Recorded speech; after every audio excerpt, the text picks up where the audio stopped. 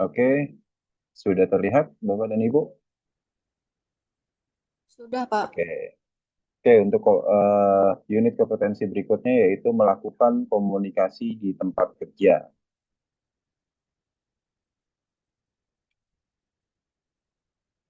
Oke, di sini diharapkan peserta mampu untuk menyiapkan ide atau gagasan, lalu peserta mampu melakukan pembicaraan, peserta mampu berpartisipasi dalam diskusi kelompok, dan peserta mampu memberi tanggapan.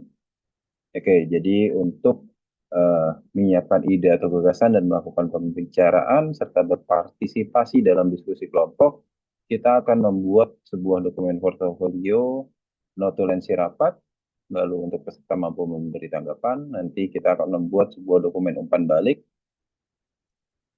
Oke, berikut adalah tahapan proses di dalam melakukan komunikasi di tempat kerja. Diawali dengan mengkomunikasikan tentang nilai-nilai perusahaan atau tempat pelaksanaan pelatihan. Jadi di sini terkait tata tertib di perusahaan atau lembaga pelatihan yang Bapak dan Ibu saat ini bekerja, lalu mengkomunikasikan informasi tentang tugas, proses, peristiwa, atau kejadian. Ini nanti tercermin pada saat Bapak dan Ibu melakukan perekaman micro teaching, yaitu ada interaksi dengan eh, peserta Bapak dan Ibu, dan Bapak dan Ibu juga memberikan tugas kepada para pesertanya, lalu melakukan partisipasi dalam diskusi kelompok untuk mencapai hasil kerja yang tepat. Ini terkait dengan rapat persiapan pelaksanaan, menyampaikan pandangan kelompok terhadap orang lain juga terkait dengan pelaksanaan rapat persiapan pelaksanaan dan memberi tanggapan terhadap keluhan pelanggan. Nah, ini nanti dokumen portofolionya kita membuat sebuah dokumen umpan balik. Oke, tentunya Bapak dan Ibu sudah memahami ini. Ini adalah gambar apa pengetahuan umum. Ada dua jenis komunikasi, yaitu komunikasi satu arah dan komunikasi dua arah. Nah, komunikasi satu arah itu adalah seperti ceramah. Lalu untuk komunikasi dua arah, ini biasanya diskusi atau tanya jawab. Oke, di dalam berkomunikasi kita juga harus menerapkan teknik-teknik yang di mana komunikasi kita dapat diserap dan dipahami oleh para peserta, yaitu terkait kejelasannya, sederhana bahasanya, lalu mendengarkan secara aktif apabila ada peserta yang bertanya, lalu terbuka, empati, tata krama, percaya diri, dan fleksibel atau fleksibilitas. Tentunya hal-hal yang tadi saya sebutkan, Bapak dan Ibu, pastinya sudah diterapkan di dalam metode pengajaran yang Bapak Ibu lakukan selama ini. Oke, ini adalah dokumen-dokumen keluarannya. Oke, nah kita akan membuat dokumen terkait unit kompetensi melakukan komunikasi di tempat kerja.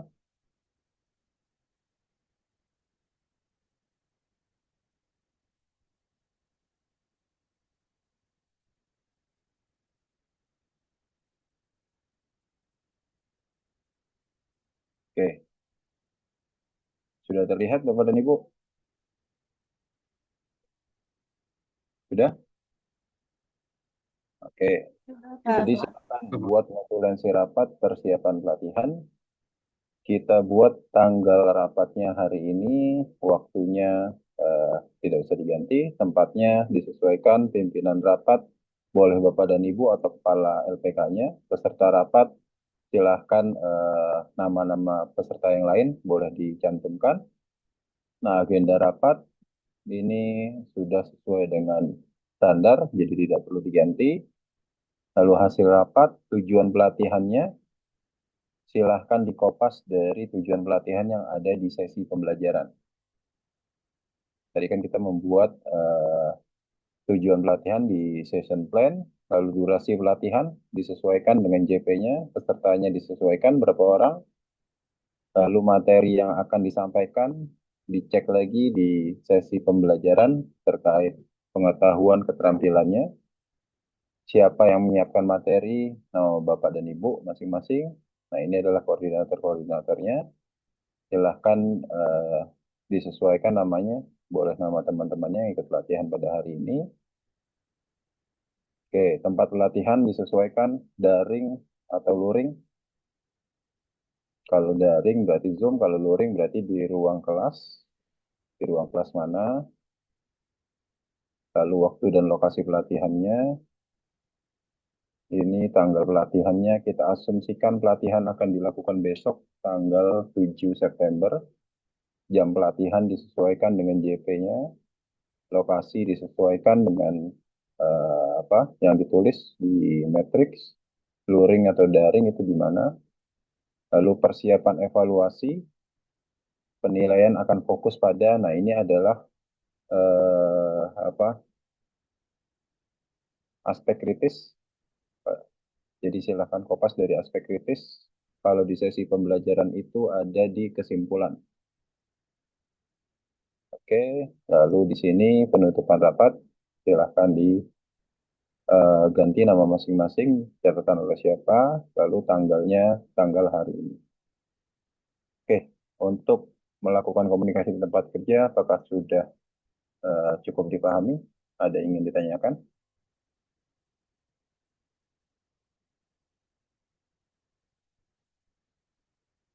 Oke, cukup ya. Selanjutnya kita akan membuat dokumen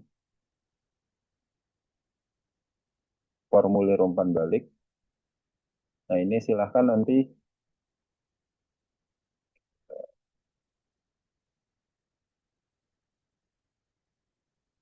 Oke, sudah terlihat? Sudah, Pak. Nah, oke, jadi formulir umpan balik ini nanti silahkan diisi. Nama ini adalah nama dari peserta pelatihannya. Jadi bukan nama Bapak dan Ibu, tapi peserta pelatihan. Program pelatihannya ditulis housekeeper atau caretaker atau sesuai dengan matriksnya. Di matriks program pelatihannya apa? Unit kompetensinya. Tanggal pelatihannya hari ini, tanggal pelatihannya besok berarti ya. Nah, silahkan nanti diberi checklist, lalu silahkan ditulis terkait hal yang paling bermanfaat dan yang perlu diingatkan dan saran perbaikan. Mungkin agar mudah mengisi, silahkan ini ditulis sesuai dengan pelatihan yang Bapak dan Ibu jalani hari ini. Ya, jadi ini umpan balik kepada saya, tapi namanya, identitas respondennya itu nama peserta pelatihan Bapak dan Ibu. Yang paling bawah ini juga sama. Sebentar, mungkin saya tambahkan nama instruktur. Nah, oke. Jadi nama instrukturnya baru nama Bapak dan Ibu. Ini saya kasih warna merah. Nah, ini adalah nama Bapak dan Ibu. Oke, cukup jelas untuk pengerjaan tugas-tugasnya, untuk melakukan komunikasi di tempat kerja. Mohon maaf, Pak. Ya, Izin bertanya. Untuk nama yang di atas itu tadi boleh diulang, Pak?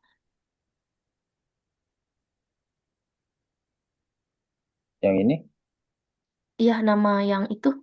Ya, ini jadi umpan balik terkait pelatihan yang Bapak dan Ibu lakukan. Kan Bapak dan Ibu nanti akan membuat sebuah video micro teaching. Nanti kan misalkan Mbak Trisna instrukturnya, Bu Tabita jadi peserta. Nah, berarti di sini namanya Tabita, nama instrukturnya di sini Mbak Trisna. Nanti gantian ketika Mbak Tabita jadi instruktur, berarti nama pesertanya Mbak Trisna.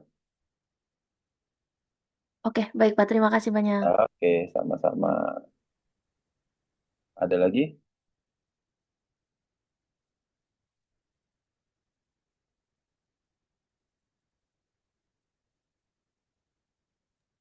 Izin Oke, Pak, itu oke, tadi nggak silahkan. jadi izin Pak.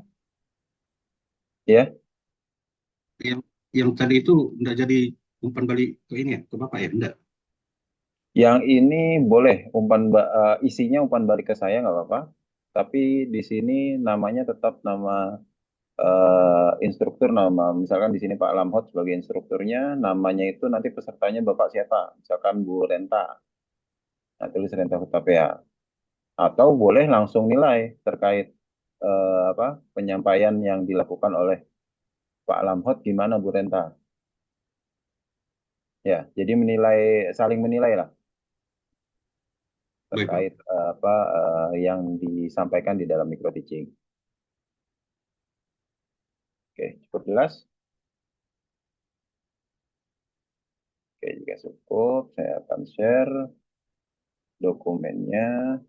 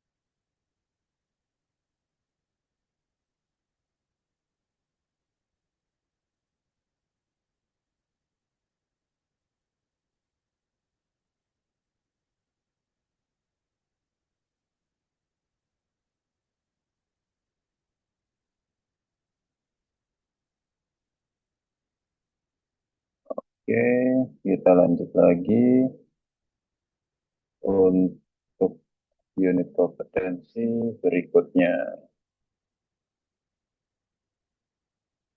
Atau mungkin saya beri waktu 10 menit untuk mengerjakan tugas yang tadi. Jadi biar nanti PR-nya nggak terlalu banyak. Oke, silahkan diteruskan tugas-tugasnya. Nah, untuk pembuatan notulen dan notulen sirapat itu juga sudah bisa dibuat, kecuali untuk umpan balik karena menunggu nanti micro teaching. Oke, silahkan diteruskan 10 menit di jam 2 siang. Kita lanjut untuk unit kompetensi berikutnya.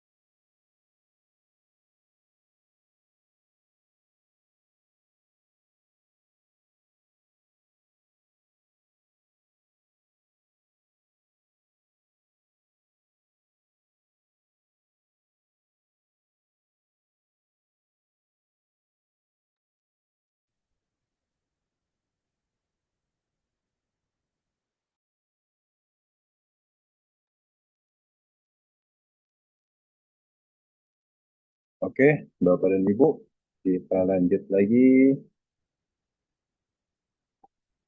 untuk unit kompetensi berikutnya.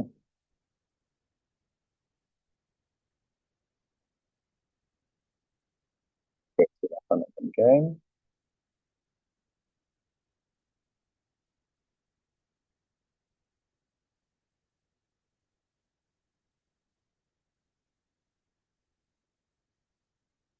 Oke, sudah terlihat slide-nya? Oke, terima kasih. Untuk unit kompetensi berikutnya yaitu melaksanakan pelatihan tatap muka.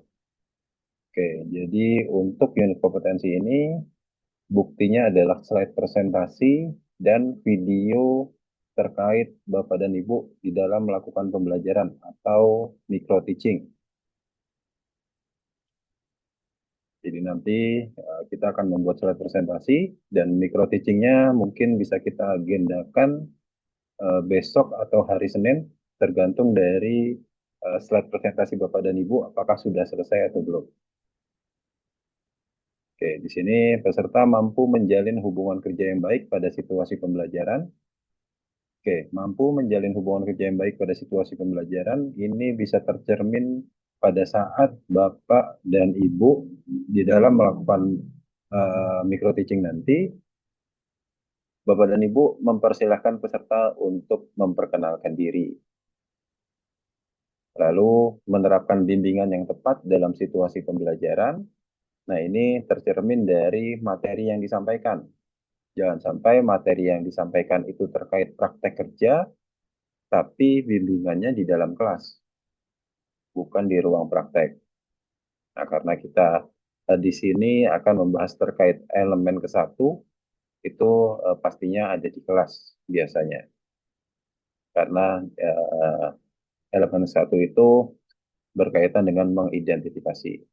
Lalu memonitor proses pembelajaran dalam situasi pembelajaran yang digunakan untuk memfasilitasi proses pembelajaran sebagai bagian dari program pelatihan. Nah, monitor proses pembelajaran ini, Bapak dan Ibu eh, di tengah-tengah pembelajaran bisa menanyakan apakah ada yang ingin ditanyakan atau ada yang belum dipahami, boleh untuk para peserta pelatihan bertanya, itu sudah menggambarkan atau tercermin memonitor proses pembelajaran. Oke, nah ini adalah tahapan-tahapannya seperti yang sebelumnya saya sampaikan, menjalin hubungan kerja yang baik, mengelola sikap dan perilaku yang sesuai dengan nilai-nilai budaya yang dianut. Nah, ya, untuk mengelola sikap dan perilaku yang sesuai dengan nilai-nilai budaya yang dianut, ini tercermin dengan Bapak dan Ibu menyampaikan tata tertib di awal kegiatan pelatihan. Lalu menerapkan bimbingan yang tepat dalam situasi pembelajaran. Oke, ini tadi sudah saya jelaskan. Lalu monitor proses pembelajaran dalam situasi pembelajaran. Oke. Di dalam pelaksanaan pelatihan tatap muka, komunikasi kita harus terbuka dan jelas, lalu ciptakan suasana yang nyaman dan positif. Lalu saling menghargai terhadap tanggapan atau hal-hal yang disampaikan oleh peserta lain, lalu memberikan dukungan dan umpan balik.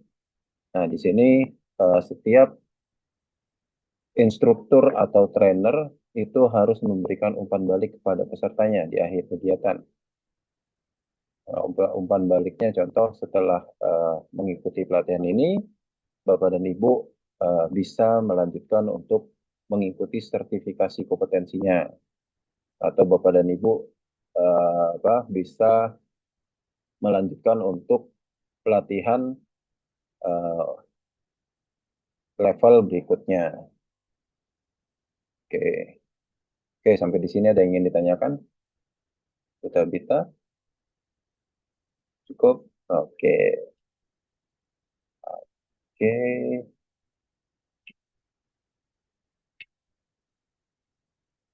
Oke, di sini untuk mengelola sikap dan perilaku yang sesuai dengan nilai-nilai budaya yang dianut. Nah, ini membangun etika kerja sesuai dengan budaya organisasi, lalu penerapan nilai-nilai sosial dalam lingkungan, menyesuaikan norma dan peraturan perusahaan. menghindari perilaku yang tidak sesuai dengan nilai sosial. Nah, ini semua nanti dirangkum di dalam tata tertib pelatihannya. Oke, nanti ada apa draft yang akan saya berikan untuk slide presentasinya. Oke, untuk penerapan bimbingan yang tepat dalam situasi pembelajaran, kita sesuaikan dengan tingkat pemahaman peserta, lalu mempertimbangkan situasi pembelajarannya. Tadi yang saya sampaikan, situasi pembelajarannya disesuaikan dengan materi yang akan kita berikan. Lalu adaptasi dengan tujuan pembelajaran, fleksibel dalam penyampaian materi. Mungkin di dalam penyampaian materi ada hal-hal yang perlu dipraktekkan oleh instruktur, walaupun di dalam kelas. Nah, itu berarti instruktur harus menyiapkan apa alat atau bahan untuk dijadikan penyampaian materi di, di metode dalam hal prakteknya. Jika memang peserta meminta untuk instruktur mempraktekannya. Lalu ketersediaan sumber dayanya. Nah, untuk memonitor proses pembelajaran dalam situasi pembelajaran, kita ukur pemahaman peserta terhadap materi yang disampaikan. Seperti tadi, eh, apakah cukup dipahami atau ada yang ingin ditanyakan, dan di akhir nanti ada evaluasi. Itu juga bisa untuk mengukur pemahaman peserta. Lalu kita juga diminta untuk mendeteksi masalah-masalah yang timbul dan memberikan solusi. Jadi jika ada mungkin eh, masalah-masalah di dalam kelas, mungkin ya untuk peserta yang bagian paling belakang itu kurang jelas mendengarnya, atau peserta yang bagian belakang itu kurang jelas dalam melihat slide presentasi, nah itu kita berikan solusinya. Lalu memonitor suasana kelas agar tetap kondusif. Jadi di sini jika ada peserta yang melanggar tata tertib yang telah diberikan di awal kegiatan pelatihan, maka kita berikan sanksi kepada peserta tersebut agar kelas tetap kondusif. Mungkin sanksi pertamanya teguran. Jika memang peserta tersebut tidak bisa dengan teguran, mungkin bisa dikeluarkan dari kelas. Lalu terakhir itu memberikan umpan balik kepada peserta pelatihan. Oke. Jadi tugas kita di sini membuat slide presentasi sesuai dengan rencana sesi yang dibuat. Jadi urutannya harus sesuai dengan rencana sesi, tugas kedua. Oke, sampai di sini ada yang ingin ditanyakan? Cukup, Mbak Tabita atau gimana? Ada yang ingin ditanyakan? Yang lain? Boleh open cam? Off cam semua nih. Oke. Gimana Ibu Renta? Ada yang ingin ditanyakan? Oke. Oke, saya akan share contoh slide-nya. Ini mau mengerjakan tugasnya atau eh, kita teruskan materinya? Dikerjakan saja. Kenapa? Dikerjakan saja. Oh, kerjakan tugas dulu. Oke, oke. Kira-kira 30 menit cukup nggak nih? Pak Lamhot kayaknya. Lanjut aja dulu Pak materi Pak biar sekalian kerjain tugas nanti Pak. Oke, oke. Ya, karena kan ada rekamannya. Nanti bisa diulang. Oke, untuk tugas ke-6 atau tugas melaksanakan pelatihan tatap muka, sudah saya share contohnya. Silahkan, oke, sebentar saya buka dulu. Oke, di sini adalah sudah tampak, Bapak dan Ibu? Sudah, Pak. Sudah, oke. Pak. Jadi nanti Bapak dan Ibu silahkan membuat di halaman pertama terkait judul pelatihannya sesuai unit kompetensi. Pelatihannya apa? Lalu Bapak dan Ibu untuk slide kedua memperkenalkan diri. Oke. Ini untuk apa? Urutannya seperti ini. Kalau slide-nya mau dipercantik, silahkan. Lalu selanjutnya ada perkenalan diri. Nah, Bapak dan Ibu mempersilahkan untuk pesertanya memperkenalkan diri. Apersepsi, apersepsi itu menjelaskan gambaran umum terkait pelatihan yang akan diberikan. Oke, lalu tata tertib, silahkan ditambah atau eh, pakai ini juga nggak apa-apa.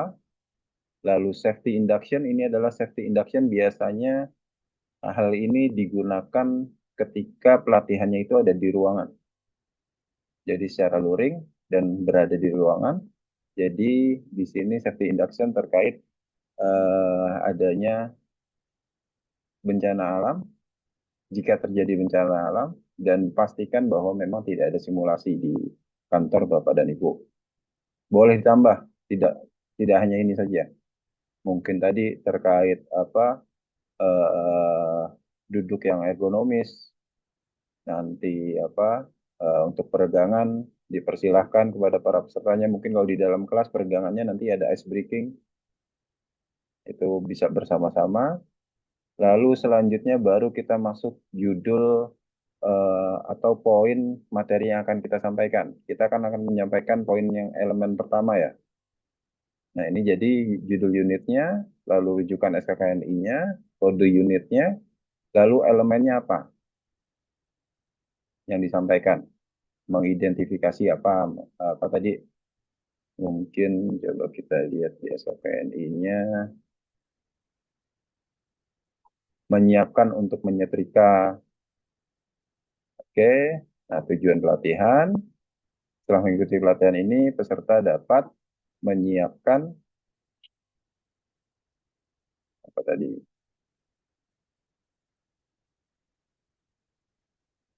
Menyiapkan untuk menyetrika. Selanjutnya, metode pembelajarannya disesuaikan dengan matriks yang telah dibuat. Oke, di sini silahkan diisi. Sebentar, saya akan buka sesi pembelajarannya.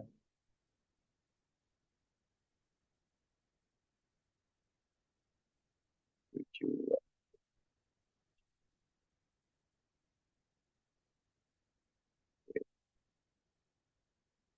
Nah, lanjut adalah pretest. Kita buat pertanyaan pretestnya terkait apa hal-hal umum secara apa sesuai dengan materi yang akan disampaikan. Lalu gambaran umum, konteks variabelnya silahkan ambil di SKKNI. Nah ini konteks variabelnya di copy, masukkan ke sini. Lalu perlengkapan dan peralatan, ini tulisannya.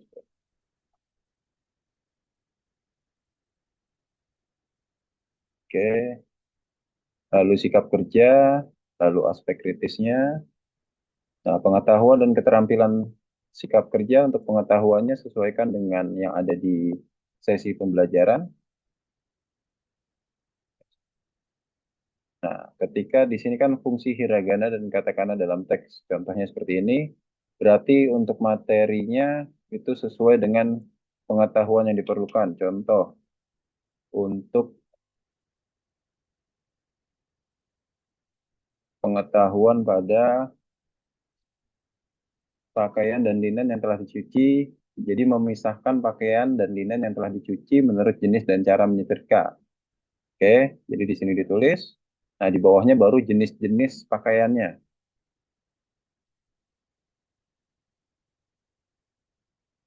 Oke, karena kan di sini jenis dan cara menyetrika. Jadi di bawahnya itu materinya terkait jenis bahan dan suhu yang di apa rekomendasikan sesuai bahan yang ada. Lalu yang kedua, peralatan setrika diperiksa kebersihan dan kerusakan serta siap pakai. Nah, berarti di bawahnya terkait bagaimana cara memeriksa setrika dan memastikan kebersihannya. Mungkin dari teflon bawahnya itu dipastikan bahwa apa tetap masih halus, tidak ada apa bekas lengket dari plastik atau baju yang terbakar karena setrika. Nah, setelah selesai Maka lanjut ke praktek. Nah, prakteknya nanti terkait bagaimana cara memisahkan pakaian dan linen sesuai jenis dan cara menyetrikanya dan bagaimana memeriksa peralatan setrika. Tapi dalam hal prakteknya ini. Oke, setelah praktek selesai. Nah, ini praktek yang di sini. Ini eh, praktek yang dilakukan oleh trainer.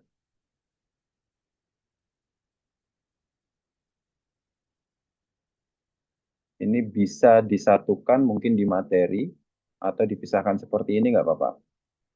Jadi materi di atas itu terkait apa, pengetahuannya saja, lalu di praktek kerjanya, nah trainer mempraktekkan bagaimana cara apa tadi memisahkan pakaian dan linen. Mungkin pakaian dan linennya itu disediakan di depan kelas, mereka bisa pegang pakaiannya. Ini bahannya sutra, ini apa panasnya maksimal sekian. Oke, selanjutnya baru dibuka sesi tanya jawab kepada para peserta.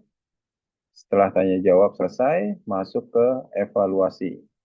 Nah, evaluasi ini pasti ada dua nanti, minimal dua, karena kita harus menggali pengetahuan, keterampilan, dan sikap kerja. Nah, kalau pengetahuan itu kan nanti kita minta dia untuk menjelaskan. Nah, kalau untuk eh, keterampilan dan sikap kerja, kita minta peserta untuk mempraktekkan. Setelah itu baru masuk kesimpulan. Kesimpulan ini ada di kesimpulan yang di sesi pembelajaran atau session plan. Lalu kita berikan tugas tambahan. Setelah itu kita tutup. Oke, ada yang ingin ditanyakan?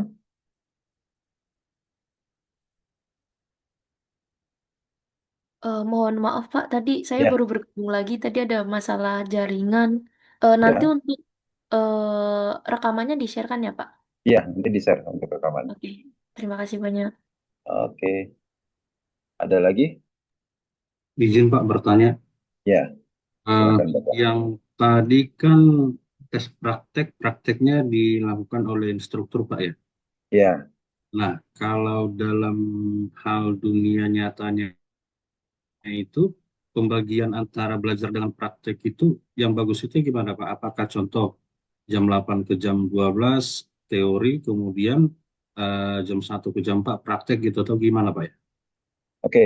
Jadi kan kalau kita lihat dari program pelatihan yang dikeluarkan oleh Kemnaker, nah di sini kan contoh membekali diri tentang kondisi kerja dan risiko kerja.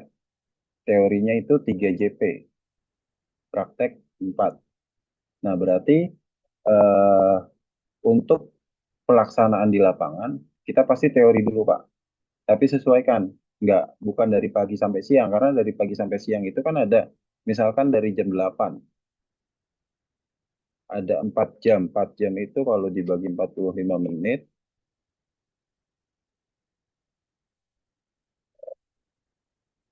60 kali 4 dibagi 45. Oke, sekitar 5,5 jam ya. Taruhlah 5 jam. Berarti di sini kan teori hanya 3JP. 3JP berarti hanya menghabiskan 2 jam 15 menit. Berarti di sini 2 jam 15 menit, Bapak dari jam 8 sampai dengan jam 11.30. 15 menitnya itu kita asumsikan break sebentar. Lalu nanti 15.30 baru masuk ke praktek. Nanti disambung lagi setelah apa sesi setelah istirahat.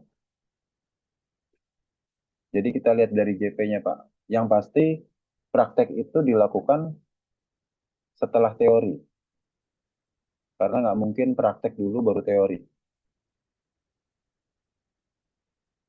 Ya, karena kan teori ini pengetahuan dasarnya.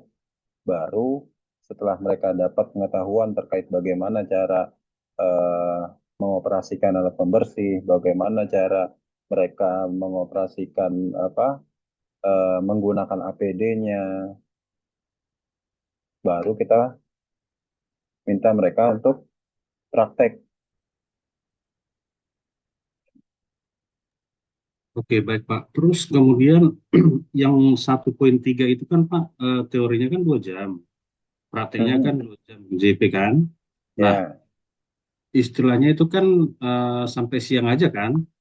Nah, apakah bisa kita lanjut ke materi yang 1/4-nya gitu karena ada sisa waktu kan? bisa Pak. Jadi sebetulnya kalau sudah jadi sebuah program pelatihan seperti ini, praktek kerjanya itu bisa ini Pak, bisa apa? Dikombin dengan unit kompetensi yang lain. Seperti melaksanakan kerjasama di lingkungan kerja. Ini bisa terkombin dengan membersihkan ruang keluarga dan kamar tidur ketika praktek. Enaknya kalau banyak begini kita bisa atur eh, proses prakteknya itu nggak harus per unit. Karena melaksanakan kerjasama di lingkungan kerja, ketika dia membersihkan ruang keluarga dan kamar tidur, dia bisa kerjasama di dalam membersihkannya. Intinya hasil dari pembersihan ruang kerja tersebut rapi dan dia bisa berkoordinasi dengan kawannya di dalam melakukan pekerjaan. Ya, Oke, baik Pak. oke. Jadi memang kalau kita merujuk idealis terhadap apa yang telah dibuat di PBK ini, maka nanti malah kita yang akan kesulitan karena bisa jadi apa yang telah disampaikan di unit 1.3 itu nanti bisa terulang di unit lainnya atau di unit mengoperasikan peralatan pembersih ini bisa terulang di memberikan ruang keluarga dan kamar tidur penjelasannya. Nanti di sini juga karena kan kita untuk membersihkan itu pasti tidak terlepas dari alat pembersihnya. Oke, cukup dipahami Pak Lamhot? Baik Pak, terima kasih. Oke. Oke, ada lagi? Oke, jika sudah tidak ada, saya akan share tugasnya. Berarti yang tadi saya ada yang perlu direvisi. Oke, eh, diteruskan lagi atau mau mengerjakan sampai jam 3? Lanjut Pak. Lanjut. Oke, kita lanjut lagi biar cepat selesai ya. Nanti malam bisa mengerjakan tugas-tugasnya. Nah, ini harusnya sudah unit-unit kompetensi yang mudah. Lanjut unit kompetensi berikutnya yaitu mengelola bahan pelatihan kerja. Oke, di sini kita akan mengelola bahan terkait daftar kebutuhan bahan yang telah kita buat di matriks pembelajaran. Oke, di sini peserta diharapkan mampu membuat daftar kebutuhan bahan pelatihan. Ini Bapak dan Ibu sudah buat di matriks. Lalu menyiapkan bahan untuk pelatihan. Nah, ini menyiapkan bahan untuk pelatihan biasanya kalau di LPK itu kadang instruktur yang menyiapkannya. Tapi kalau secara standar harusnya penyiapan bahan itu ada di bagian gudang. Lalu mendistribusikan penggunaan bahan dalam proses pelatihan. Nah, ini instruktur mendistribusikan bahannya kepada para peserta pelatihan. Lalu di akhir kegiatan, instruktur membuat laporan penggunaan bahan. Apakah ada sisa dari bahan yang digunakan atau memang habis. Oke, ini adalah urutan prosesnya, membuat daftar kebutuhan pelatihan, menyiapkan bahan pelatihan, mendistribusikan penggunaan bahan dalam proses pelatihan, dan membuat laporan penggunaan bahan pelatihan. Nah, menyiapkan bahan pelatihan ini, instruktur hanya mengambil dari bagian gudang kalau secara standarnya. Tapi banyak instruktur di dalam menyiapkan bahan ini, instrukturnya yang menyiapkan dari membeli bahan-bahan yang diperlukan sampai dengan bahan tersebut didistribusikan kepada peserta pelatihan. Nah, ini personil dalam pengadaan bahan pelatihan. Yang pertama instruktur membuat daftar kebutuhan bahan, Bapak dan Ibu sudah buat. Lalu ketua jurusan menghimpun kebutuhan bahan dari seluruh program pelatihan yang ada di LPK yang telah dibuat oleh instrukturnya masing-masing. Lalu panitia pengadaan melakukan pengadaan bahan. Selanjutnya petugas gudang memverifikasi penempatan dan pengeluaran bahan. Instruktur mendistribusikan dan menyimpan bahan pelatihan. Nah, bahan itu kan ada bahan habis, ada bahan sisa, sama barang jadi. Biasanya ini terkait di pelatihan, tapi di Oskiper sudah tidak ada pelatihan memasak. Mungkin di pelatihan menjahit. Nah, pelatihan menjahit itu pasti ada barang jadi atau bahan sisa. Kalau dulu housekeeper untuk CPMI itu ada memasak unit kompetensinya. Mungkin bisa jadi itu adalah barang jadi atau bahan sisa. Barang jadinya ya makanan ya. Oke. Oke, dokumen keluarannya kita akan membuat daftar kebutuhan bahan, daftar pendistribusian bahan, dan laporan penggunaan bahan. Oke, sampai di sini ada yang ingin ditanyakan? Belum ada.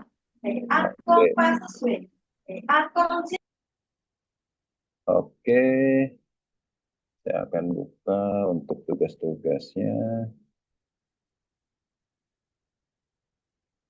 Daftar kebutuhan bahan nanti disamakan dengan yang ada di matriks ya. Nggak boleh berbeda, harus sama. Lalu tanggal hari ini. Lalu setelah daftar kebutuhan bahan, ada tugas mengelola bahan. Ini isinya dari formulir pengambilan bahan sampai dengan laporan pengadaan bahan.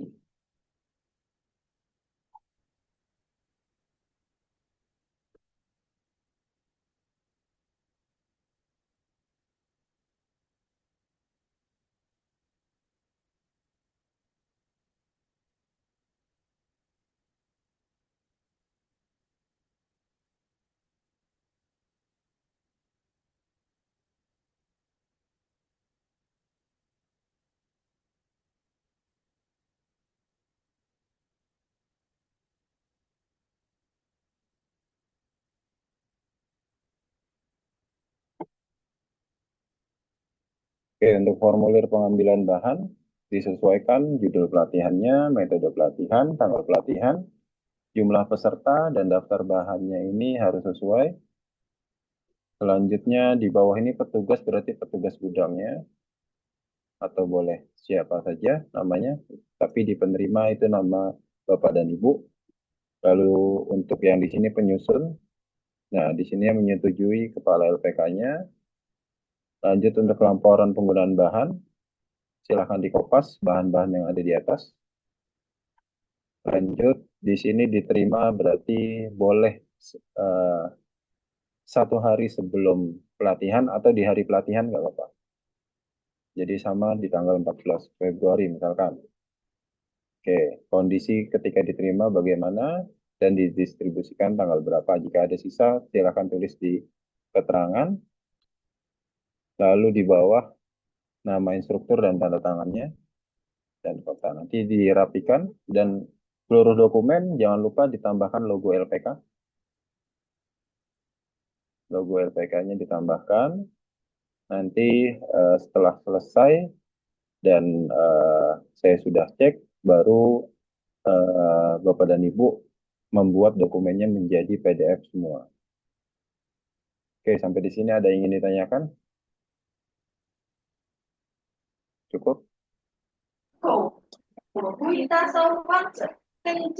Cukup, Pak. Oke, terima kasih. Saya share tugasnya.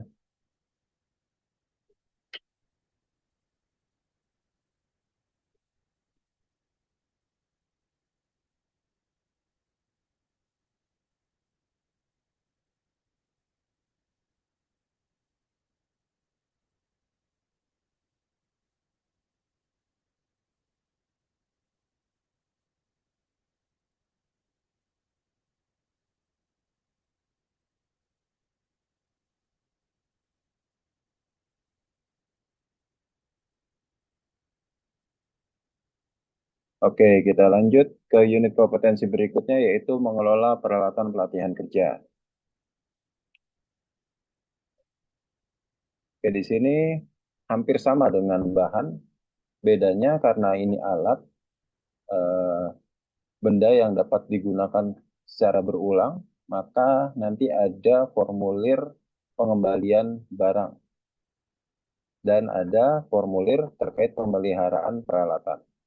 Jadi di sini peserta mampu membuat daftar peralatan dan penyimpanannya, menyiapkan peralatan pelatihan, mendistribusikan penggunaan peralatan untuk pelatihan, memelihara peralatan pelatihan yang digunakan untuk mengelola peralatan pelatihan. Oke, di sini Bapak dan Ibu sudah membuat daftar kebutuhan peralatan di Matrix, lalu menyiapkan peralatan pelatihan, ini mengambil dari bagian gudang, lalu mendistribusikan penggunaan peralatan untuk pelatihan, dan memelihara peralatan pelatihan.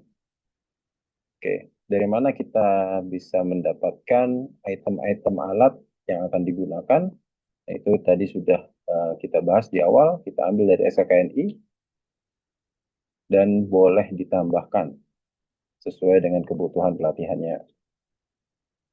Oke, sudah. Oke, formulirnya tidak beda jauh terkait untuk daftar peralatan yang dibutuhkan, lalu pendistribusian bahan. Nah, ini adalah bon peminjaman peralatan, karena kita ketika meminta alat kepada LPK, berarti kita akan meminjam alat tersebut, karena ada pengembalian nanti. Oke, ini adalah dokumen keluarannya, daftar kebutuhan alat, laporan penggunaan peralatan, dan laporan pemeliharaan peralatan. Nah, laporan pemeliharaan peralatan ini kita gunakan juga sebagai bukti untuk unit kompetensi selanjutnya, yaitu memelihara fasilitas pelatihan. Karena tadi kita sudah sepakati untuk pemeliharaan fasilitas, kita ambil sarananya, yaitu peralatan pelatihan kerjanya. Ini adalah contoh dokumen laporan pemeliharaan peralatan. Saya akan share untuk tugasnya. Sebentar.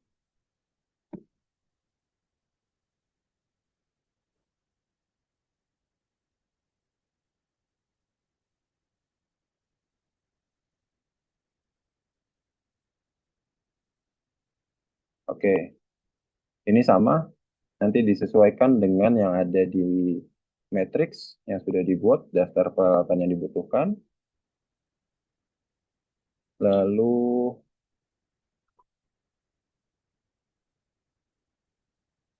Bapak dan Ibu membuat satu lagi untuk. Oke, di sini ada bon peminjaman peralatan. Ini juga sama, tinggal disesuaikan daftar peralatan dan spesifikasinya. Lalu penerima nama masing-masing, tanggal dan tempat dirubah, judul, lalu metode pelatihan, dan laporan penggunaan peralatan. Ini juga sama, bedanya di sini ada kondisi ketika kita ambil dan kondisi ketika kita kembalikan. Oke, di bawah instruktur nama masing-masing diterima oleh petugas gudangnya sama dengan yang di atas, petugas. Oke, sebentar saya satukan dulu.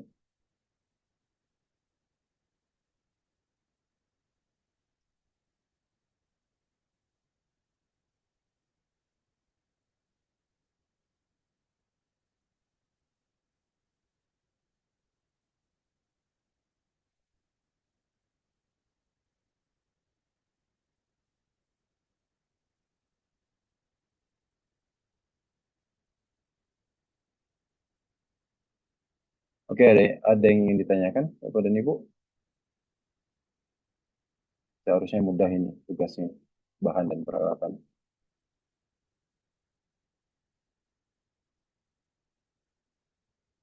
Oke,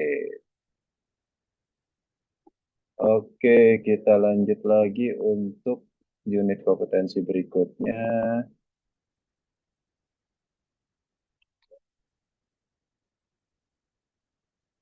Oke, ada satu lagi yang belum, tapi kita bahas di unit kompetensi berikutnya saja, karena ini dokumen juga sebagai bukti portofolio untuk unit kompetensi. memelihara fasilitas pelatihan kerja.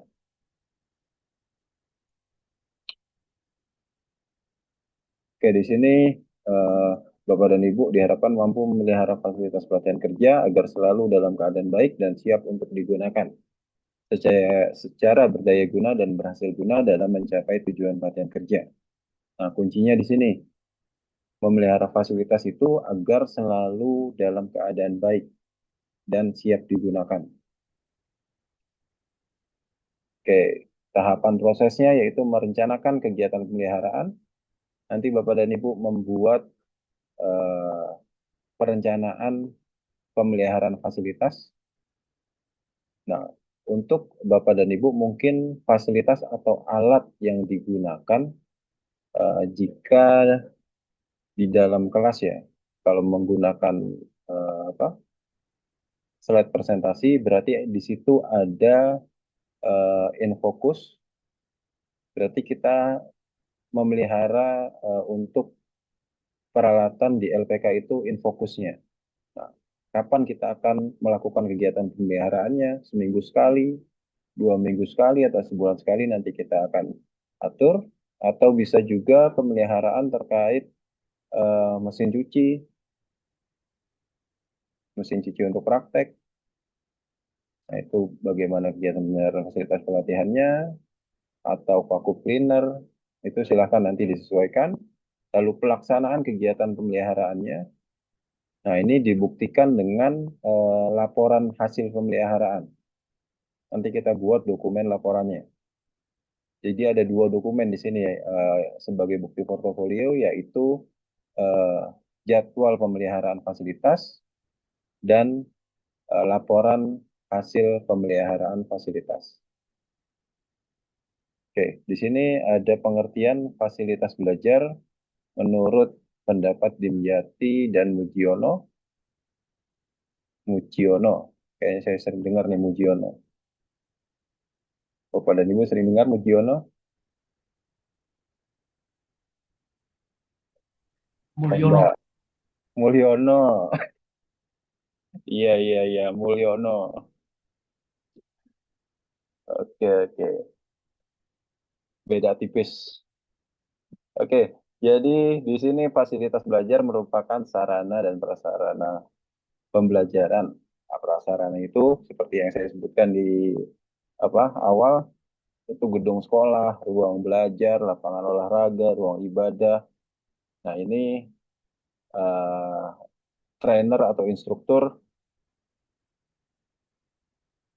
agak kesulitan jika diminta untuk apa berikut serta di dalam apa memelihara fasilitas tersebut.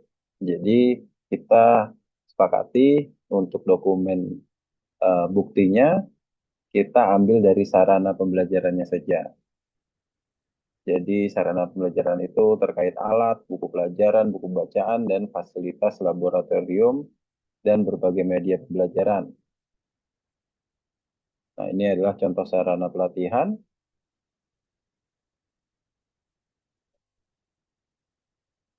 Dan ini adalah prasarana pelatihan. Oke, nah, kenapa kita perlu memelihara fasilitas pelatihan? Ya tadi di awal, agar siap guna alat dan fasilitas lainnya dan berhasil guna. Nah, ini adalah kurva terkait kinerja peralatan. Jadi peralatan itu ketika kita tidak pelihara, maka kinerjanya akan semakin cepat rusak atau pemanfaatannya itu tidak selama dengan alat yang kita pelihara. Mungkin bisa jadi seperti vacuum cleaner, ketika tidak pernah dibersihkan, maka mesin vacuum cleaner akan mudah sekali panas dan bisa jadi malah terbakar mesinnya karena tidak ada sirkulasi udara untuk mesinnya. Itu adalah salah satu contoh ketika alat pelatihan kita tidak pelihara. Nah, ini terkait pemeliharaan, maka kinerjanya akan semakin panjang waktu operasionalnya. Ini adalah contoh untuk jadwal pemeliharaan.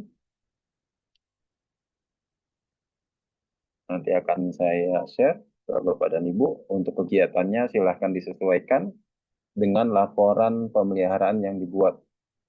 Jadi jika laporannya adalah memelihara fasilitas pelatihan itu mungkin mesin cuci, vacuum cleaner, atau lainnya, berarti kegiatannya di sini juga sama. Pemeriksaan dan pembersihan mesin cuci, pemeriksaan dan pembersihan vacuum cleaner. Oke, itemnya satu saja, nggak usah banyak-banyak. Nanti laporannya jadi banyak, makin lama pembuatan tugas-tugasnya. Nah, ini adalah contoh laporan pemeliharaan peralatan. Oke, kita buka tugasnya. Oke, sebelum saya buka tugasnya, ada yang ingin ditanyakan terkait pemeliharaan pelatihan fasilitas pelatihan? Kalau kita kan peralatannya masih manual ya Pak, hanya Ya. papan tulis whiteboard. Berarti pemeliharaannya tidak terlalu ribet ya Pak? Oke, kalau pemeliharaan kan alat ya Bu. Ya. Peralatannya itu mungkin Ibu unit kompetensinya apa Bu? Unit kompetensi apa Pak maksudnya? Unit kompetensi yang Ibu pilih. Oh, caretaker Pak. Caretaker, oke. Mungkin di situ ada terkait apa ranjang, ranjang apa tuh? Ranjang lansia Ya, atau kursi rodanya. Jadi lebih ke peralatan yang digunakan untuk prakteknya Bu. caretaker. Kalau papan tulis kan ya nggak usah dipelihara lah, dihapus. Jadi pemeliharaan peralatan itu termasuk peralatan yang dipakai buat teori dan peralatan buat prakteknya. Ya, karena kan kita di sini eh, membuat dokumen tugas-tugas ini memang hanya untuk elemen nomor satu. Tapi kan elemen 2 dan 3 itu di skip karena untuk mempersingkat durasi pelatihan kita. Yang penting Bapak dan Ibu paham bagaimana cara membuat dokumen-dokumennya. Nah, di dalam misalkan membersihkan area memasak, nah itu apa alatnya apa yang digunakan? Yang sekiranya alat tersebut memang perlu pemeliharaan atau membersihkan ruang keluarga dan kamar tidur. Nah, itu kan vacuum cleaner sudah pasti digunakan. Nah, terus untuk membersihkan area kamar mandi, alatnya apa yang perlu dipelihara? Atau untuk mempermudah saja ya, jadi biar Bapak dan Ibu nggak bingung, silahkan menggunakan alatnya itu yang di apa pelihara, vacuum cleaner, mesin cuci, lalu apa lagi? Ada lagi nggak kira-kira Papan terkait housekeeper dan caretaker? Mungkin dua itu aja, vacuum cleaner atau mesin cuci. Silahkan dipilih. Jangan banyak-banyak, nanti bingung. Jadi antara dua itu yang kita pelihara. Oke, untuk tugasnya. Izin Pak, mau tanya. Oke, silahkan Pak Lamhot. Kalau katakanlah kita schedulekan sekali 3 bulan untuk inspeksinya gitu kan. Mm-mm. Kalau temuannya semuanya baik-baik saja, hasil ditulis kondisi baik gitu Pak ya. Iya, betul Pak. Karena kan ketika alat tersebut rusak, kita akan cek pengguna terakhirnya siapa.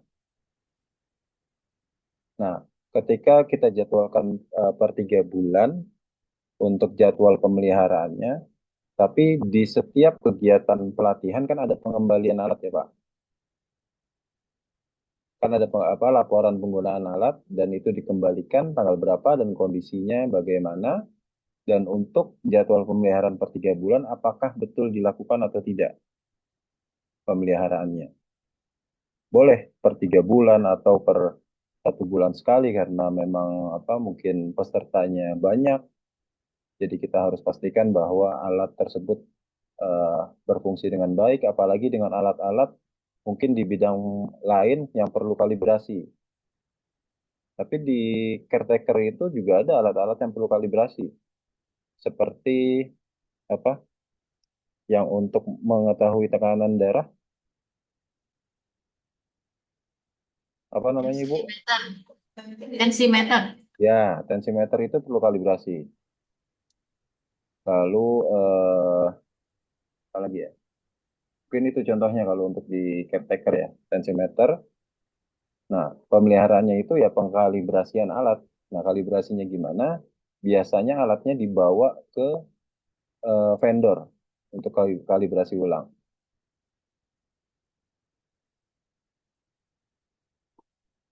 Oke, cukup Pak Lemhot? Oke, baik. Oke, memelihara fasilitas, lalu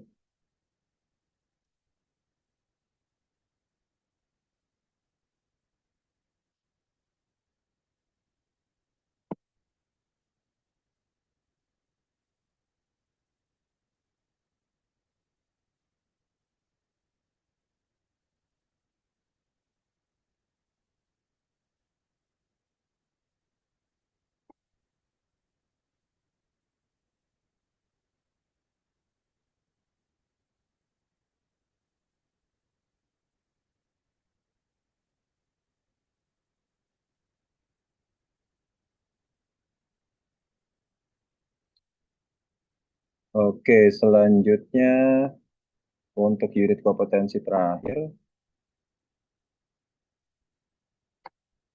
menilai kemajuan kompetensi peserta pelatihan secara individu. Oke, di sini Bapak dan Ibu diharapkan mampu mencatat dan menghimpun data kemajuan belajar peserta pelatihan, membuat keputusan penilaian dan umpan balik yang digunakan menilai kemajuan kompetensi peserta pelatihan secara individu. Oke, jadi di setiap proses pelatihan pasti ada penilaian terkait pemahaman dari tiap peserta, apakah memang cukup dan lulus untuk program pelatihan tersebut dan bisa diberikan sertifikat pelatihan, atau memang peserta tersebut perlu melakukan pelatihan secara intensif untuk beberapa poin, atau memang peserta harus mengikuti pelatihan ulang. Jadi tidak seluruh peserta itu bisa mendapatkan sertifikat kelulusan. Tapi jika sertifikat yang dikeluarkan itu hanya berbunyi sebagai peserta pelatihan, nggak apa-apa. Tapi jika di dalam sertifikat pelatihannya tertulis lulus, berarti harus dipastikan bahwa peserta pelatihan kita tersebut pemahamannya sudah melampaui batas minimum untuk nilainya. Nah, oke, jadi di dalam nilai kompetensi peserta itu kita eh, menggunakan beberapa jenis bukti. Nah, kalau untuk pelatihan, jenis buktinya itu secara langsung. Ada bukti tidak langsung. Nah, tidak langsung ini biasanya tidak digunakan di dalam pelatihan, tapi digunakannya untuk kegiatan sertifikasi dan bukti tambahan. Nah, bukti langsung ini contohnya yaitu eh, peserta pelatihan diberikan soal praktek. Jadi mereka diminta untuk praktek kerja sesuai dengan apa yang telah dilatih. Nah, itu untuk menggali skill dan attitude-nya atau keterampilan dan sikap kerjanya. Lalu ada juga jenis bukti tambahan, yaitu untuk menggali pengetahuannya. Nah, tambahan ini sifatnya seperti pertanyaan tertulis, boleh lisan, boleh pilihan ganda, boleh juga essay. Nah, di dalam setiap pertanyaan yang kita buat itu harus mencakup dimensi kompetensi. Ini untuk asesor, mungkin ada beberapa asesor di sini. mungkin sudah paham terkait dimensi kompetensi ini, yaitu text skill, text management skill, job roles, lalu contingency management skill, dan transfer skill. Oke, mungkin bagi yang baru mendengar ini agak bingung, apa ini maksudnya? TS atau text skill, TMS atau text management skill, lalu JRS, Job Role Environment Skill atau JRES, lalu CMS, Contingency Management Skill, dan TRS, Transfer Skill. Nah, untuk menggali aspek kompetensi, skill, attitude, dan knowledge untuk jenis bukti langsung, itu kita bisa gunakan dimensi kompetensi TS, TMS, dan JRES. Sedangkan untuk tambahan, kita bisa menggali CMS dan TRS. Oke, kita perdalam lagi terkait pemahaman dimensi kompetensi. Oke, jadi dimensi kompetensi itu ada 5. Yang pertama adalah text skill. Maksud dari text skill ini, ketika peserta dapat melaksanakan tugas yang Bapak dan Ibu berikan. Jadi satu tugas, misalkan Bapak meminta peserta untuk melakukan pemilihan bahan. Coba pilih bahan pakaian yang berbahan dasar sutra. Nah, itu adalah satu tugas. Nah, ketika peserta mampu melakukan tugas tersebut dan sesuai dengan apa yang dipilih, itu memang betul adalah berbahan sutra, maka dimensi kompetensi text skill ini sudah terpenuhi pada peserta tersebut. Nah, ada lagi text management skill, mengelola sejumlah tugas yang berbeda dalam satu pekerjaan. Contoh, Bapak dan Ibu meminta, coba pisahkan pakaian yang ada di keranjang sesuai jenisnya, sesuai bahannya, dan pisahkan pakaian yang berwarna putih. Nah, itu kan ada sejumlah tugas yang Bapak dan Ibu berikan di dalam satu pekerjaan. Nah, ketika peserta dapat melakukan semua pekerjaan tersebut dan pekerjaannya benar, maka peserta tersebut sudah memenuhi dimensi text management skill. Jadi, dimensi kompetensi ini terkait bagaimana Bapak dan Ibu membuat soal yang akan diberikan kepada peserta pelatihan. Jadi kalau misalkan ingin membuat soal text skill, berarti hanya satu tugas yang Bapak dan Ibu perintahkan. Nah, untuk text management skill berarti di kalimat soal Bapak dan Ibu, itu perlu ada lebih dari satu pekerjaan atau satu tugas. Lalu ada lagi contingency management skill atau CMS. Ini adalah kemampuan peserta dalam merespon dan mengelola ketidakteraturan atau masalah dalam pekerjaan rutin. Nah, CMS ini tidak bisa kita lakukan penggaliannya di dalam praktek kerja. Kenapa kita tidak bisa melakukan penggaliannya di dalam praktek kerja? Karena ini adalah sebuah masalah. Tidak mungkin kan ketika kita minta peserta praktek untuk menyetrika pakaian, kita sengaja pakaiannya beri sutra tapi panasnya lebih dari 70 derajat atau 80 derajat. Otomatis sutranya akan mengkerut. Nah, ini kan akan menimbulkan kerugian yang jelas pada LPK. Jadi, untuk menggali contingency management skill, ini hanya bisa digunakan di dalam membuat pertanyaan tertulis. Entah pertanyaan essay, pertanyaan pilihan ganda, atau pertanyaan lisan. Contoh pertanyaannya, misal terkait setrika, oke. Apa yang Anda lakukan ketika Anda melakukan penyetrikaan pada bahan apa? Gimana ya? Sebentar. Setrika.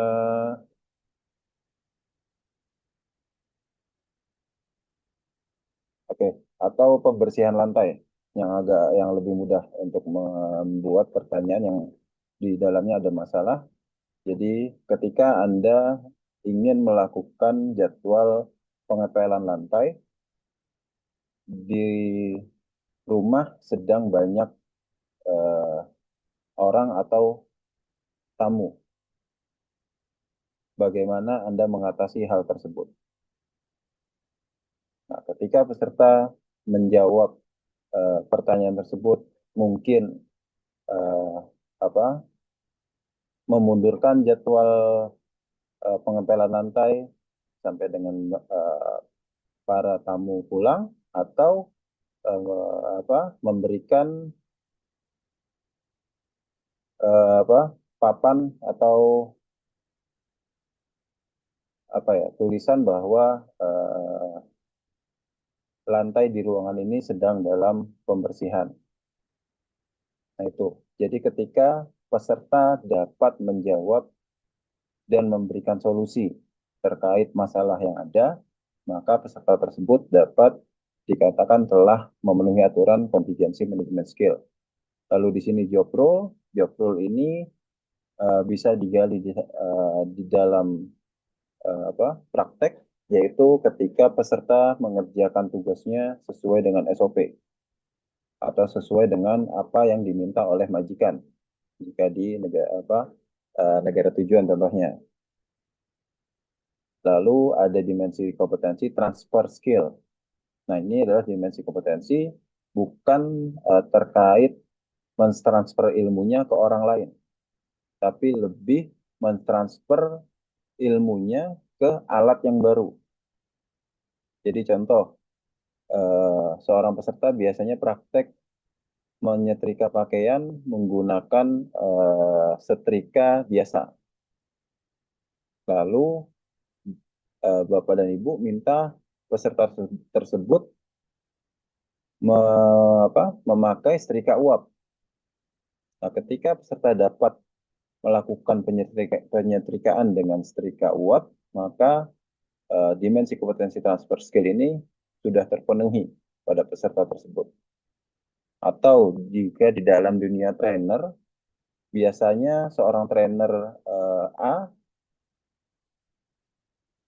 melakukan pembelajaran itu maksimal 20 peserta per kelas. Nah, ketika dia mendapat tugas untuk melakukan pembelajaran untuk mungkin 50 orang atau 100 orang di auditorium, nah ketika trainer tersebut berhasil menyampaikan materinya dan seluruh peserta yang ada memahami apa yang disampaikan, maka dimensi transfer skill ini sudah terpenuhi pada peserta tersebut. Oke, sampai di sini ada yang ingin ditanyakan? Izin bertanya, Pak. Oke, silakan Pak Lamhot. Dari unit-unit tadi kan kalau nggak salah ada 11 unit, Pak, ya, yang untuk kompetensinya ya.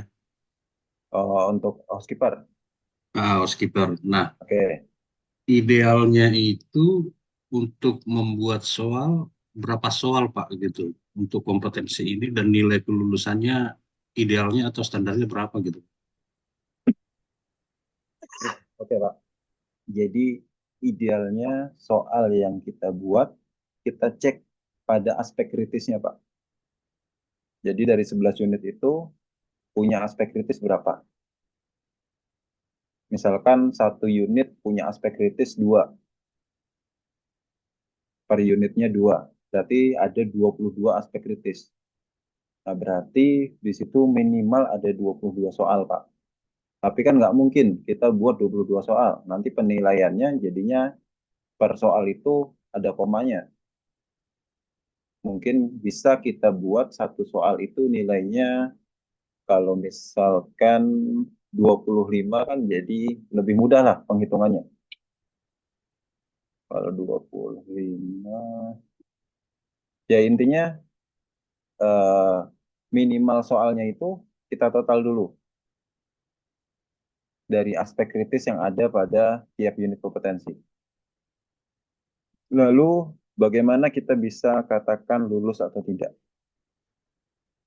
Nah, lulus atau tidak ini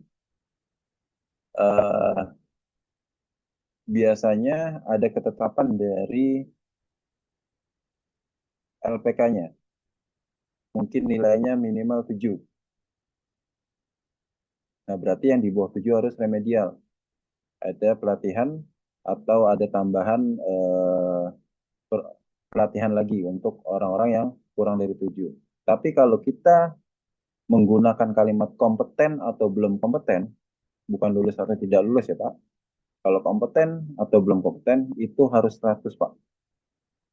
Karena kompeten itu nggak ada yang 9, tapi 10 atau 100.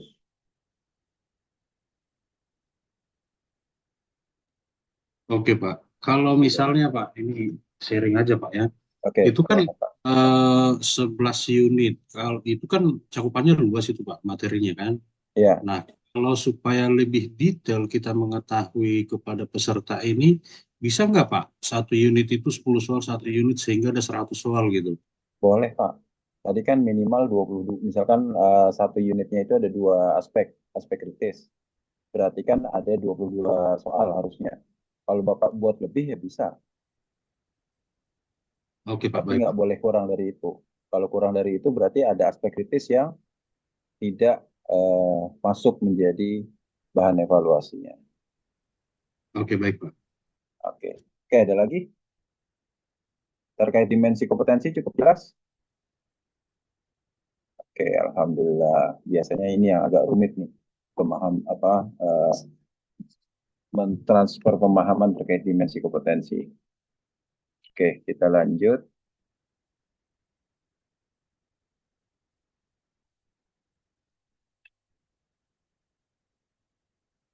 Oke, di sini tahapannya menyusun rencana penilaian. Kita akan buat rencana penilaian peserta, lalu menghimpun dan menyusun data kemajuan belajar, dan diakhiri membuat keputusan penilaian dan memberikan umpan balik. Oke, kita akan buat perencanaan. Saya akan share perencanaannya nanti.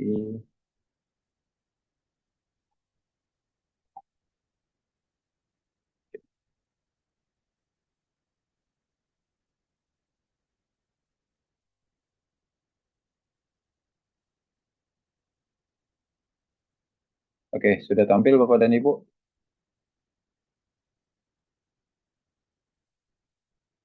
Sudah, Pak. Oke, jadi nanti kita akan membuat perencanaan dan perangkat dalam menilai kemajuan kompetensi individu. Nah, jadi silahkan buka matriksnya, lalu nanti elemennya tinggal di copy, lalu KUK-nya silahkan di copy, KUK yang kata kerjanya tidak diaktifkan, jadi KUK langsung dari SKKNI ini. Lalu indikator capaiannya, nah, kita buat di sini kan ada 3 KUK ya. Oke, kita buat satu soal saja, jadi agar Bapak dan Ibu juga tidak berat di dalam membuat soal-soalnya. Nah, di sini contoh, ini adalah membersihkan ruang keluarga dan kamar tidur. Nah, nama peserta ini bukan nama Bapak dan Ibu, tapi nama peserta dari Bapak dan Ibu yang nanti akan tandem di pembuatan video micro teaching. Nah, contoh elemen kompetensi yang pertama mempersiapkan pekerjaan. Nah, di sini jenis pekerjaan pembersih ruang keluarga dan kamar tidur diidentifikasi sesuai dengan objek pekerjaan pembersihan. Jadi kan mengidentifikasi jenis pekerjaan pembersihan ya. Nah, ini silahkan di indikatornya dapat, nah yang warna hitam ini nggak usah diganti, langsung dapat mengidentifikasi kasih jenis pekerjaan dan pembersihan ruang keluarga dan kamar tidur sesuai dengan objek pekerjaan pembersihan. Lalu di sini mampu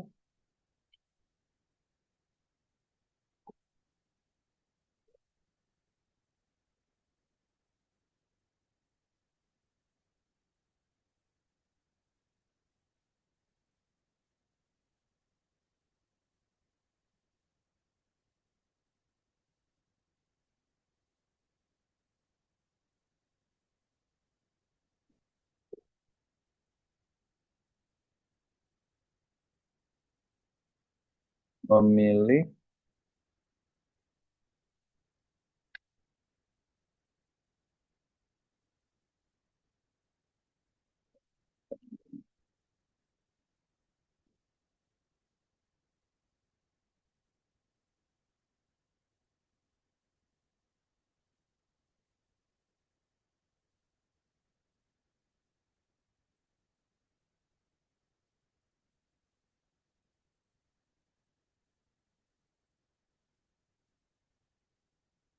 Nah, harus ini adalah sikap kerjanya.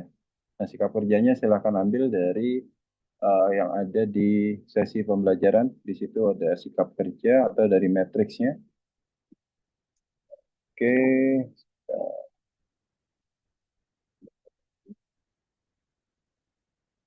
lalu yang ketiga dapat memakai.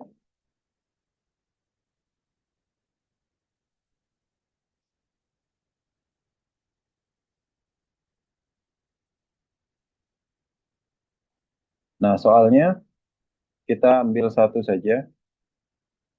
Menjelaskan cara, ini copy saja. Lalu pastekan di sini. Lalu mempraktekkan cara, ini sama. Mengidentifikasi jenis pekerjaan dan profesi. Oke, jadi kita buat soal IC dan soal prakteknya. Oke, gimana Bapak dan Ibu? Cukup mudah kan? Karena kita memang lebih banyak kopas.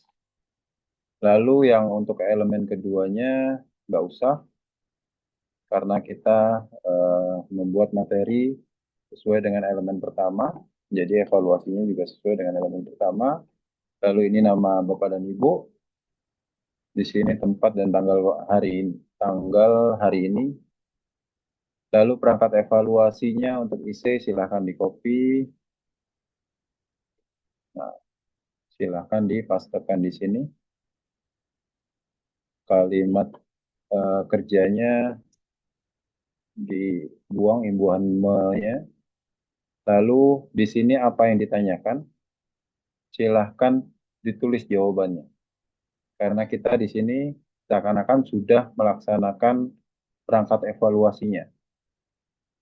Kita sudah contreng di sini kompetennya. K ini kompeten, BK ini belum kompeten.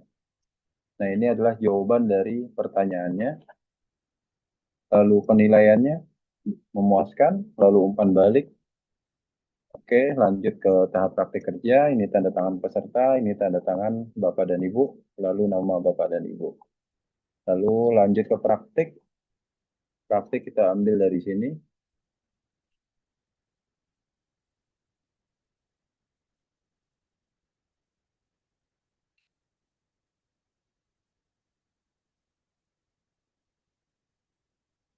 Oke,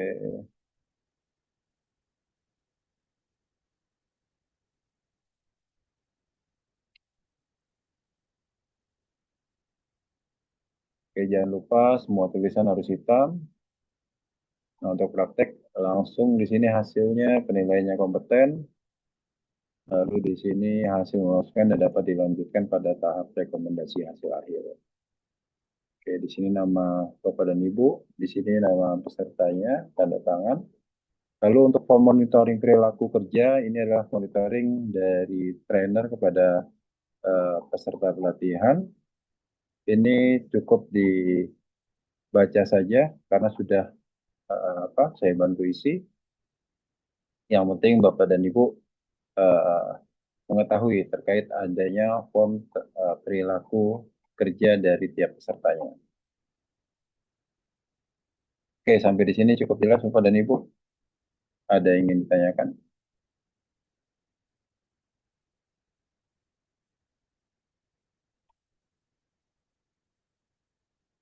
Gimana? Bapak, maaf mau Ya, tanya, silakan. itu untuk elemennya cukup satu saja ya Pak? Atau misalnya ada dua gitu, satu saja Pak? Elemennya satu saja.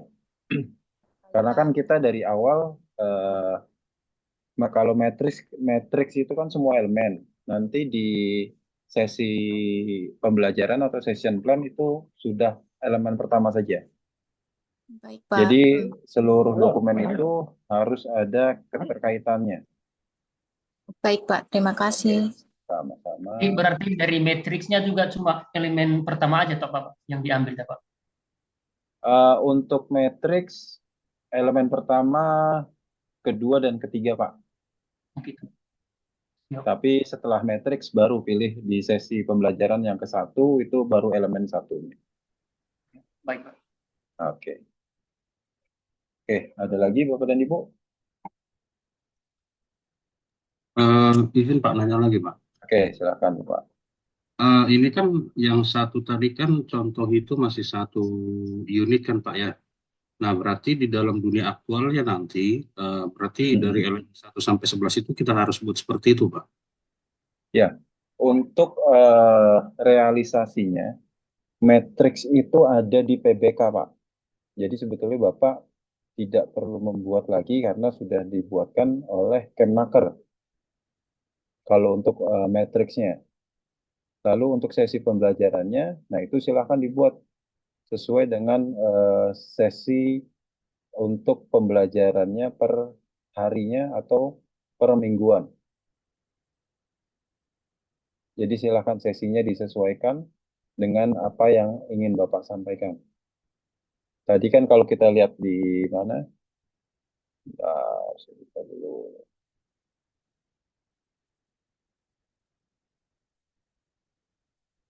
Yes.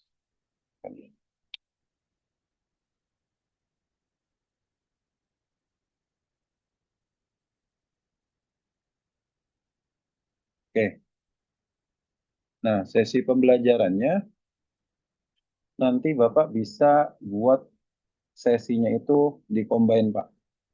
Jadi mungkin Bapak di dalam membuat sesi pembelajaran untuk membersihkan ruang keluarga dan kamar tidur, Bapak ingin combine dengan melakukan komunikasi dengan bahasa negara penempatan. Ketika praktek, jadi dia sudah menggunakan bahasa negara penempatannya. Nah, itu nanti di combine dan disesuaikan JP-nya, Pak. Oke baik Pak. Karena di sini kan, nah ini sebenarnya sudah dibuat oleh Kemnaker, tapi dia kan per unit ya. Nah, kalau per unit, pasti nanti ada yang akan terulang pembahasannya. Karena, oke. Dan biasanya kementerian itu juga sudah membuat modul, Pak. Modul terkait housekeeper. Nah, itu coba dicari informasinya. Kalau nggak salah, kemarin Bu Siti Miftah, modul pelatihan tuh ada ya, housekeeper? Bu Siti? Ya, Pak. Ya. Modul pelatihan housekeeper sama caretaker waktu itu sama P4MI ada ya, Bu? Modulnya ada, Ya. Pak. Ada. Ada ya? Nah, Ada. itu boleh di-share ke instruktur SMU yang lain. Jadi itu bisa dijadikan pegangan oleh Bapak dan Ibu di dalam penyampaian materi pelatihannya. Mungkin nanti saya juga akan mencari beberapa sumber informasi terkait program pelatihan housekeeper ini. Nanti jika saya sudah dapatkan, saya akan share di grup. Oke, ada lagi? Cukup? Lanjut Pak. Oke. Berhubung sudah selesai 9 unit kompetensi, kita siapkan tugas-tugas portofolionya. Jadi nanti Bapak dan Ibu untuk evaluasi yang tadi tugas terakhir, itu setelah selesai dibuat, berarti nanti soal essay dan soal prakteknya ditaruh di slide presentasi yang dibuat. Oke, kita sepakati untuk tugas keseluruhan tugas sampai dengan slide presentasi selesai kapan? Senin? Atau Minggu bisa diselesaikan? Minggu depan, Pak. Kenapa? Minggu depan. Waduh. Bu lupa, Bu. Jangan besok, Pak. Kapan dong?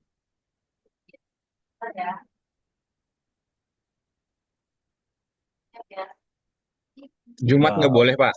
Jumat depan. Iya, Pak, Jumat aja nggak apa-apa. Oh, ya udah. Ya udah, Jumat depan semuanya selesai. Untuk video micro teaching nanti boleh janjian sama teman-teman yang lain. Jadi Jumat depan videonya juga sudah selesai ya. Nanti saya kirim contoh membuat video micro teachingnya. Oke, jadi Jumat setelah Jumatan itu seluruh dokumen sudah diupload di Google Drive, nanti saya berikan. Jam 3 sore di hari Jumat tersebut kita akan melakukan pendaftaran uji kompetensi, dan uji kompetensinya hari Sabtu. Gimana? Sepakat?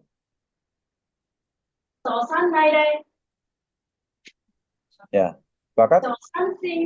Uji kompetensi buat kita ya, Pak. Kenapa? Uji kompetensi buat peserta ini. Iya,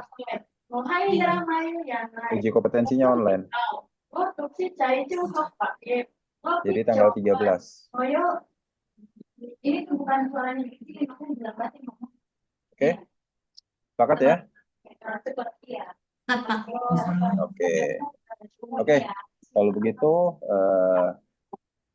kegiatan pelatihan hari ini telah selesai, dan untuk tugas-tugas sudah kita sepakati di hari Jumat pukul 2 siang sudah selesai semua, berikut dengan video micro teachingnya. Nanti jam 3 sore kita akan melakukan pendaftaran uji kompetensi di LSP, dan hari Sabtu pagi pukul 8.30 kita akan melakukan kegiatan uji kompetensi secara online. Semua wajib menggunakan laptop dan menggunakan 2 device. Berarti satu device-nya lagi handphone beserta tripod. Jadi harus menyediakan tripod juga. Oke. Jadi untuk hari ini kita telah selesai.